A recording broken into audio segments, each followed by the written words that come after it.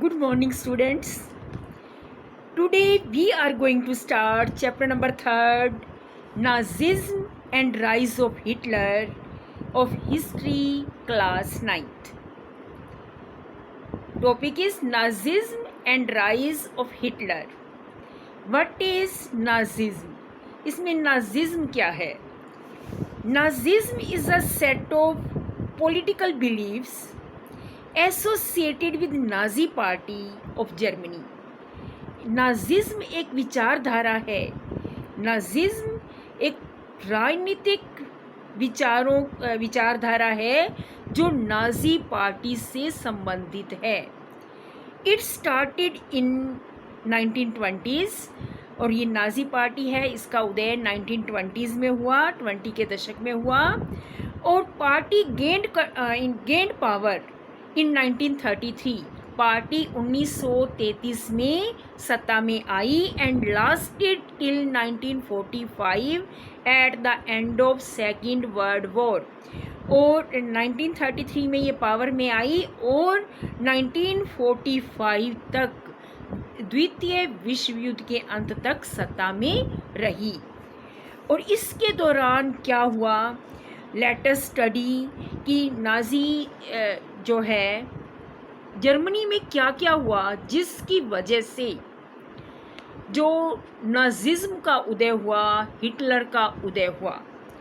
तो स्टार्ट करते हैं हम कि जर्मनी में क्या हुआ, कि जिसकी क्या क्या बातें ऐसी हुई, कैसी कौन कौन सी हैपनिंग्स हुई जिनकी वजह से जर्मनी में हिटलर का उदय हुआ. द फर्स्ट वर्ल्ड वॉर, यानी जो स्टार्टिंग में 20th सेंचुरी के स्टार्टिंग ईयर्स में Germany was a powerful empire. Germany एक पावरफुल एम्पायर था and it fought first world war. इसने फर्स्ट वर्ल्ड वॉर लड़ा ये सेंट्रल पावर्स की सहायता से, ऑस्ट्रिया, टर्की और जर्मनी, ऑस्ट्रिया, टर्की ये सेंट्रल पावर में थे. और इसने किन के खिलाफ, एलाइज पावर के खिलाफ, इंग्लैंड, फ्रांस और रशिया के खिलाफ फर्स्ट वर्ल्ड वॉर लड़ा. The first world war was fought between Germany, the Austrian empire and Turkey against allies England, France and Russia. Germany ने ऑस्ट्रिया, टर्की की हेल्प से England, France और Russia के खिलाफ फर्स्ट वर्ल्ड वॉर शुरू कर दिया. They all joined the war, assuming a quick gain and a quick victory. अब इन्होंने क्या सोचा, जर्मनी, ऑस्ट्रिया और टर्की ने सोचा कि जल्दी ही वो विजय प्राप्त कर लेंगे, जल्दी ही वो इंग्लैंड, फ्रांस और रशिया पर विजय प्राप्त कर लेंगे. बट ऐसा नहीं हुआ. क्या हुआ, France and Belgium were occupied by Germany, resulting in initial gain for it. Starting के ईयर्स में 1914 में जब वर्ल्ड वॉर स्टार्ट हुआ तो स्टार्टिंग के ईयर्स में जर्मनी ने, यानी सेंट्रल पावर्स ने फ्रांस और बेल्जियम पर अधिकार कर लिया. और लेकिन बट सून आफ्टर दिस कि 1917 में जब देखा कि जर्मनी ने फ्रांस और बेल्जियम पर अधिकार कर लिया है तो यूएसए ने इसमें एंट्री की. But soon after USA joined the war, the situation turned around. जैसे यूएसए ने एंटर किया तो जो सिचुएशंस थी वो बदल गई. In 1918 the first world war was won by allies by defeating Germany and central powers. Germany और सेंट्रल पावर की हार हुई. जब 1918 में युद्ध समाप्त हुआ, फर्स्ट वर्ल्ड वॉर का एंड हुआ, तो जर्मनी को डिफीट का सामना करना पड़ा. जो सेंट्रल पावर्स थी, जो जर्मनी, ऑस्ट्रिया और टर्की, इनको हार का सामना करना पड़ा. और इसके साथ साथ क्या हुआ, after the defeat of imperial Germany at the end of first world war के एंड होने के बाद king Kaiser William second fled to Holland. जो वहाँ का राजा था, वो जर्मनी का जो किंग था, वो हॉलैंड भाग गया. This gave an opportunity to the parliamentary parties to recast German polity. और राजा के चले जाने से, राजा के गिव अप करने से जो पार्लियामेंट्री पार्टीज़ थी उन्हें जर्मनी की जर्मनी की पॉलिटिक्स को, जर्मनी की राजनीति को दोबारा से रीशेप करने का मौका मिला।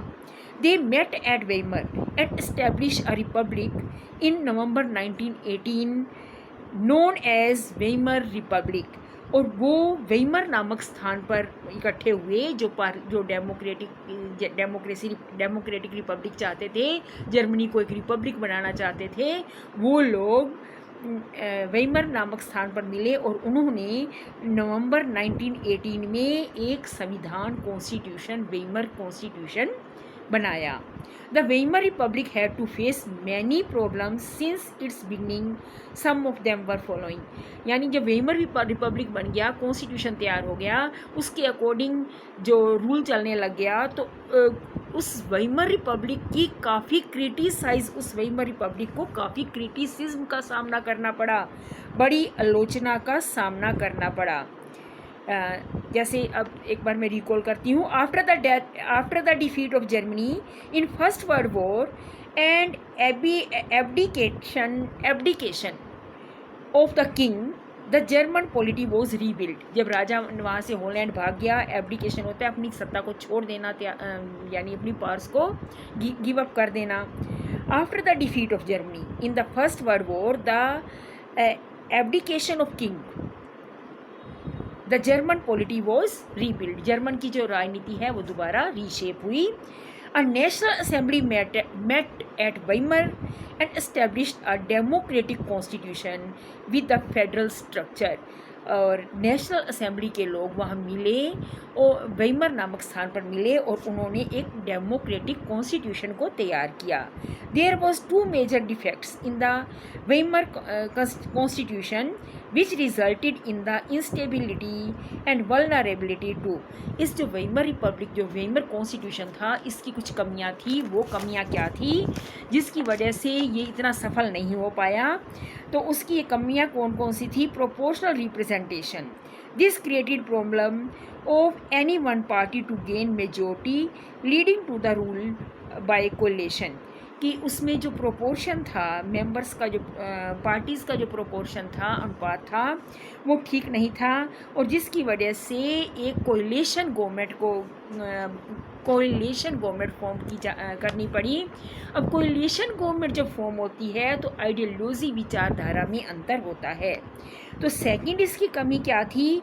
आर्टिकल 48, उसमें एक आर्टिकल 48 था which gave the president the power to impose emergency, जिसमें प्रेसिडेंट को इमरजेंसी इम्पोज करने की शक्ति दे दी गई थी। Suspended civil rights and rule by decree कि उसके जो नागरिकों के सिविल राइट्स को समाप्त करने का जो पावर थी वो प्रेसिडेंट को दे दी गई थी। और उसके बाद क्या हुआ? The Weimar Republic dissolved about 20 times. Weimar Republic 20 times dissolve किया गया by the president with in a span of 239 days. 239 days में, यानी 1 साल से कम टाइम में जो प्रेसिडेंट ने इस रिपब्लिक, इस कॉन्स्टिट्यूशन को 20 टाइम डिसॉल्व किया। Due to this the democratic parliamentary system crisis in the economy, polity and society.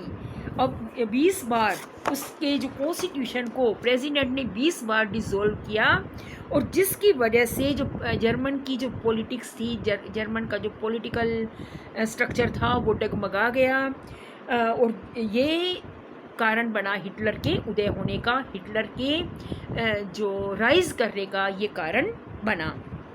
अब नेक्स्ट हम पढ़ेंगे एंड जो नेक्स्ट टॉपिक है हमारा वो हम नेक्स्ट वीडियो में स्टडी करेंगे।